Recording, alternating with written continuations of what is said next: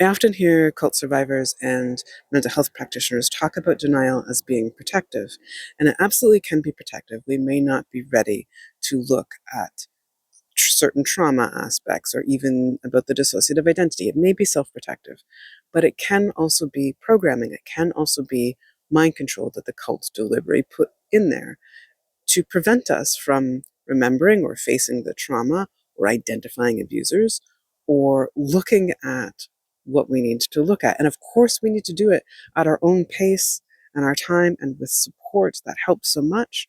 And it can also be mind control. And if you start hearing messages in your head like, I made it all up, I lied, I'm just doing it because I'm trying to be manipulative, or I'm just trying to get attention, that may actually be programming. That may actually be mind control. It may be folks inside who hold those mind control messages to make us not believe ourselves and not talk.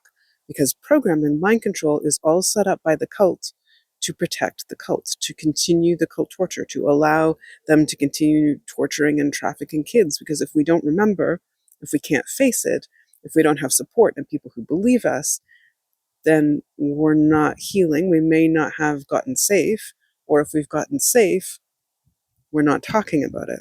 If we're not talking about it, it protects the cult. I mean, we absolutely have the right not to talk about it, or to only talk about it to trusted people. That's good. Like, you decide what's right for you. And it might be something to look at if you have those messages, or if you have really strong denial, to see, is their programming functioning? And I think it can help to counter those messages or those thoughts. Nobody makes up this kind of torture and trauma. Nobody lives in so much pain and despair and depression and anxiety and has all the effects of trauma. Nobody has CPTSD and DID, or if you're even doubting the DID, people don't normally have folks inside who talk to them, who have different experiences, who have different opinions, who change the way they speak in the body or in the mind, who feel and experience the body differently. Like, that's dissociative identity. And we also live in a society, I know, that does not want to believe survivors, that attacks survivors, that blames survivors of sexual assault, never mind cult torture, that tries to use things like conspiracy theories to discredit us, which I think are likely coming from cult themselves, like putting it out there, and then people latch onto it, but it's used to discredit us.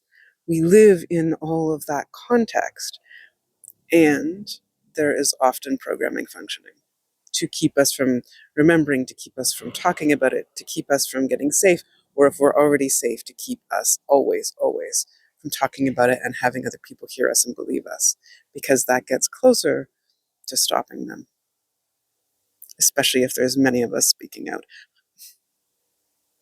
I also don't believe that we can stop them on a large scale at this time. Our society is not set up for it, but we can help individual survivors, and maybe change is happening some, because there are cases where traffickers have been stopped, or trafficking victims rescued, or cases where cult torture came out and maybe one or two or a few abusers were stopped. There are cases where that has happened. So I always try and hold on to that hope, but also that we have so much strength in remembering, in looking at the trauma when we're able to, and in our own time, and in talking with folks who we feel safe and good with. There is strength in that, and there is so much healing.